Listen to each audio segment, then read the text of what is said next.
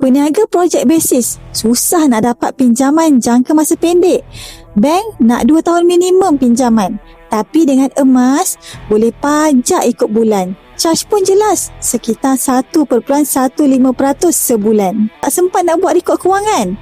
Simpan emas je. Tengok berapa gram emas, dah tahu dah berapa modal pusingan. Simple. Kalau kita simpan duit keuntungan tu dalam fixed deposit bagi sekitar 2 hingga 4% je. Tapi ringgit sendiri pernah jatuh 50%. Ini berlaku pada tahun 1998. Emas, nilai dia stabil, kalis kejatuhan ringgit. Kalau anda peniaga dan nak mula simpan modal dalam bentuk emas, jangan lupa follow, like dan komen serta tinggalkan maklumat tuan puan iaitu nama dan nombor telefon untuk saya hubungi.